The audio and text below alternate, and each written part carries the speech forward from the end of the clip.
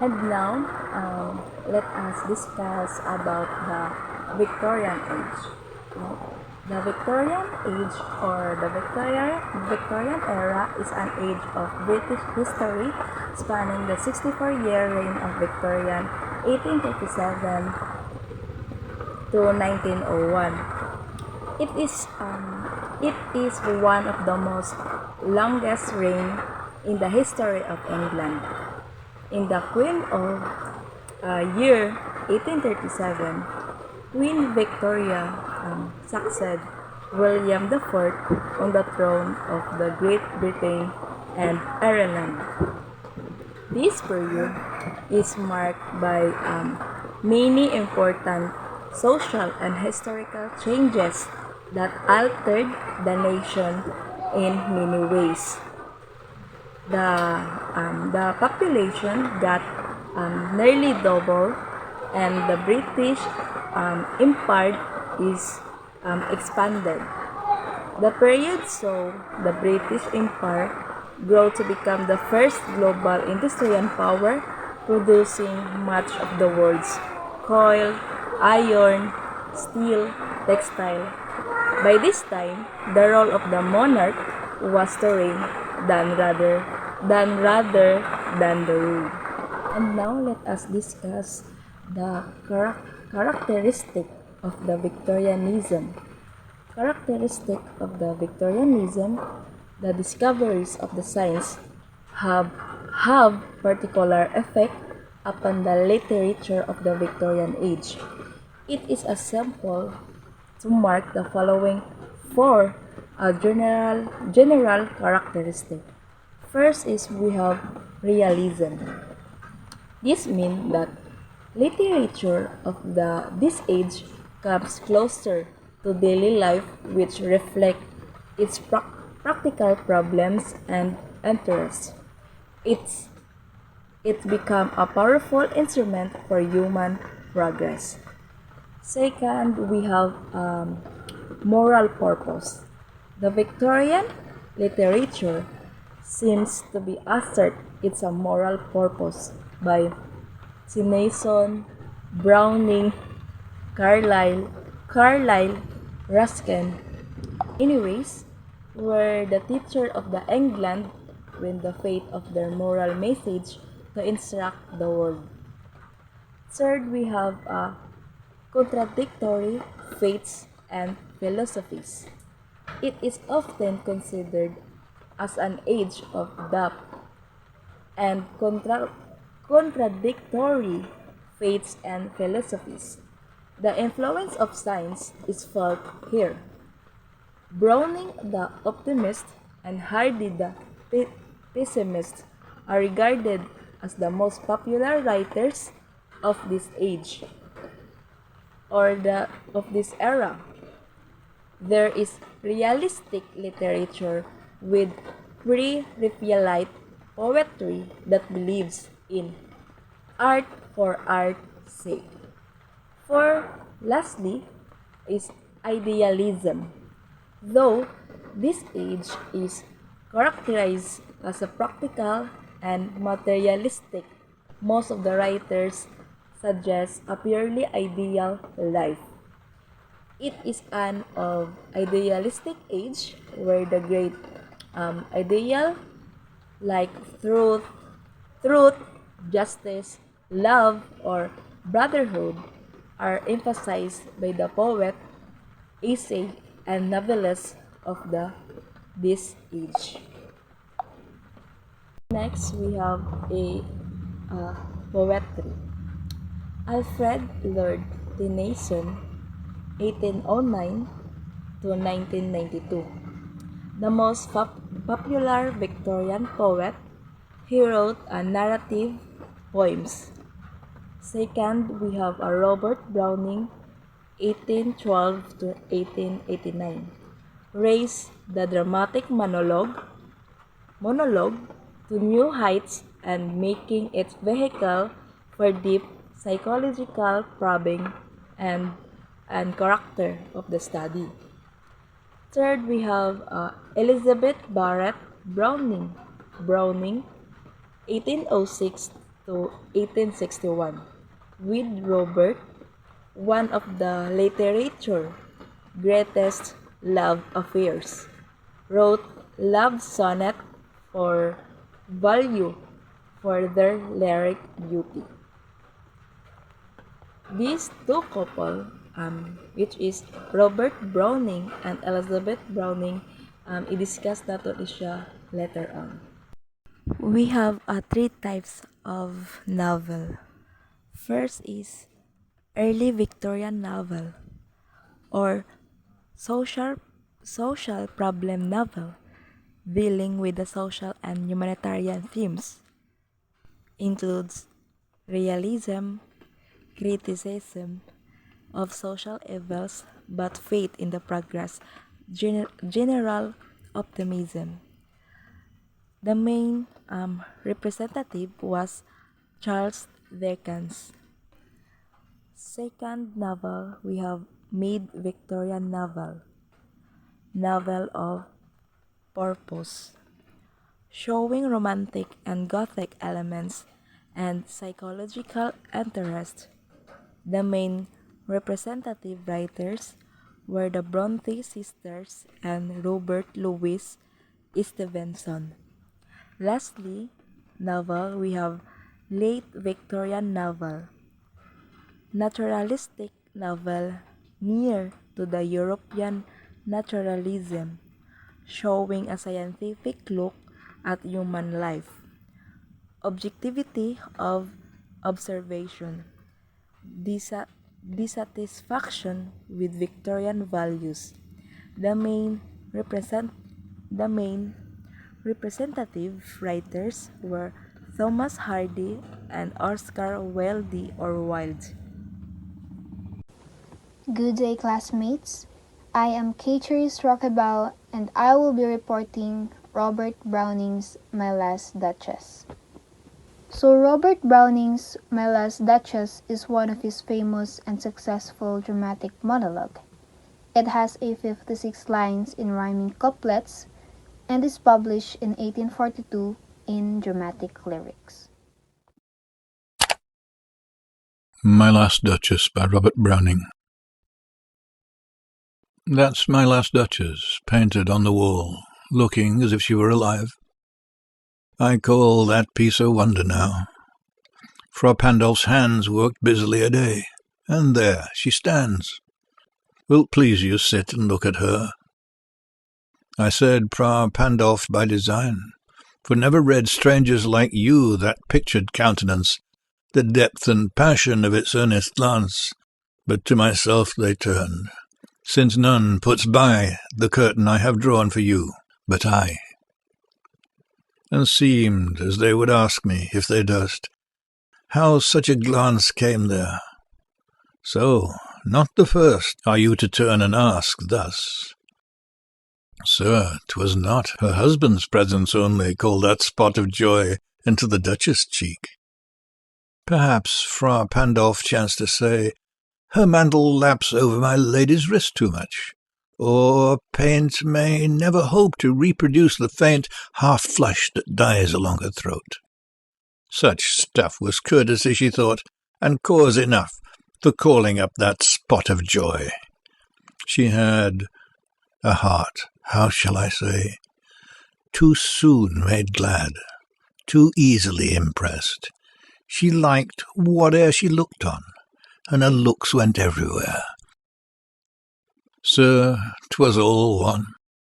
My favour at her breast, the dropping of the daylight in the west, the bough of cherry some officious fool broke in the orchard for her, the white mule she rode with round the terrace, all and each would draw from her alike the approving speech, or blush at least.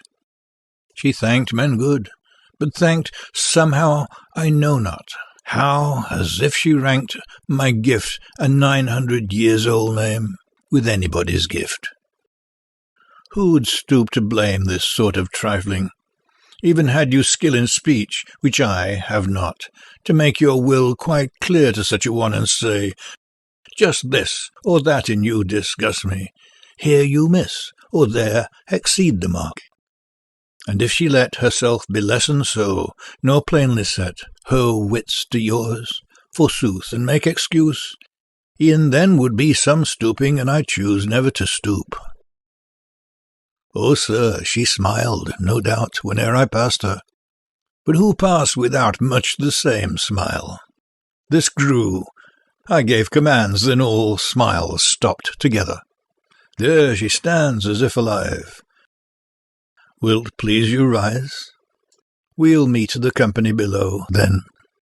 I repeat, the Count, your master's known munificence, is ample warrant that no just pretence of mine for dowry will be disallowed, though his fair daughter's self, as I avowed at starting, is my object. Nay, we'll go together down, sir. Notice Neptune, though, taming a seahorse, thought a rarity, which Claus of Innsbruck cast in bronze for me. So Robert Browning's My Last Duchess is a dramatic monologue published in 1842. So the poem is told from the Duke's point of view, who is showing the painting of his late wife to a visitor. The poem is based on the real-life Duke Alfonso II, who ruled Ferrara, Italy in the later half of the 16th century. In the poem, the Duke is showing his visitor around the palace and stops in front of a portrait painting of his former wife, the Duchess of Ferrara. The Duke then begins to reminisce and compliments the painting for looking so lifelike, and then points out how hard the painter, Fra Pandolf, worked hard on it. The Duke asks the guest to sit and look at the work, and he continues by saying that the expression in Duchess' painted eyes and her blush of happiness on her painted cheek weren't caused just by his presence. He suggests that maybe Fra Pandolf had happened to compliment her by saying, Her mantle laps over my lady's wrist too much, or paint may never hope to reproduce the faint half-flush that dies along her throat. So the Duke insists that the former Duchess thought that polite comments like those were enough reason for her to blush, which led him to think that his former wife is being flirtatious with everyone. As his speech continues, he complains about his former wife's happiness. He points out that while the Duchess smiled at him every time he passed, she also smiled at everyone else the same smile she gave. So, as soon as she began smiling at others even more, the Duke gave her commands and all her smiles stopped forever. Probably because he had her killed, and now she only lives on in the painting. The Duke ends his speech by discussing the arrangement of his next marriage. As he and emissary leave to go downstairs, he draw attention to their bronze statue of Neptune taming a seahorse. So the poem expresses the themes of pride and jealousy. And that concludes my report. Elizabeth Barrett Browning, 1806 to 1861, was one of the most prominent English poets of the Victorian era. She is best known for her deeply emotional poetry, particularly in her collection Sonnets from the Portuguese, which documents her love for her husband, the poet Robert Browning. Her work often explores themes of love, social injustice, spirituality, and the position of women in society. Sonnet 14 by Elizabeth Barrett Browning. If thou must love me, let it be for naught, except for love's sake only. Do not say, I love her for her smile, her look, her way of speaking gently, for a trick of thought that falls in well with mine, and certes brought a sense of pleasant ease on such a day. For these things in themselves, beloved, may be changed, or change for thee, and love so wrought may be unwrought so. Neither love me for thine own dear pities, wiping my cheeks dry. A creature might forget to weep, who bore thy comfort long, and lose thy love thereby. But love me for love's sake, that evermore thou mayest love on, through love's eternity. Elizabeth Barrett Browning expresses a plea to be loved purely for love itself, rather than for external traits or temporary emotions. In Sonnet 14, Elizabeth Barrett Browning asks her beloved to love her not for superficial qualities such as appearance, smile, or manner of speaking, because these things can change over time. She also rejects being loved out of pity or compassion, as such feelings may fade. Instead, she pleads to be loved purely for love's sake, a love that is unconditional and eternal. By emphasizing love and changing nature, the poem conveys the idea of a deep, enduring connection that goes beyond physical or emotional attributes. The meaning of Sonnet 14 by Elizabeth Barrett Browning revolves around the nature of true, enduring love. The speaker desires a love that is pure and unconditional, based solely on love itself. This kind of love transcends external factors and remains constant regardless of life's changes. The poem reflects Barrett Browning's belief that true love is spiritual and eternal, unshaken by the inevitable change that time brings. It conveys the idea of selfless love which persists through the flow of life.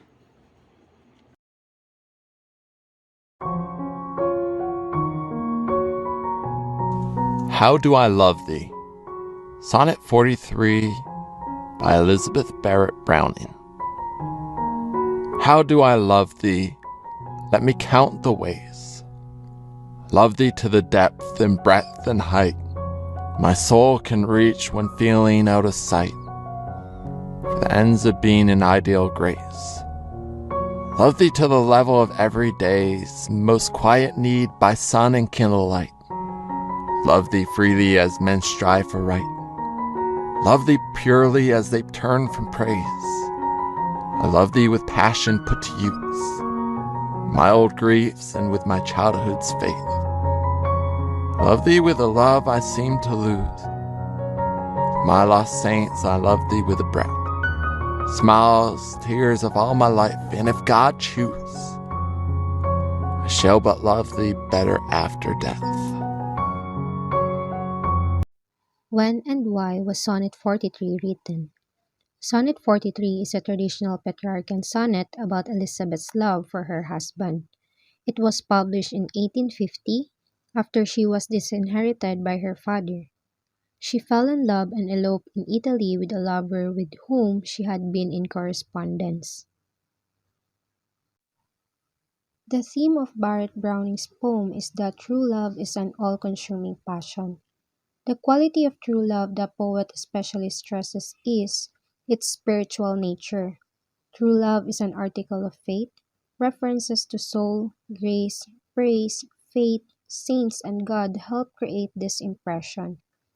The last line confirms the power of true love, asserting as it does that it is eternal, surviving even death. Let us now proceed to the rhyme and meter of the poem. The rhyme scheme used in the poem is traditional ABBA, ABBA, CD, CD, CD, and the end rhymes are mostly full except for ways, grace, and use, lose, choose, which are slant rhymes.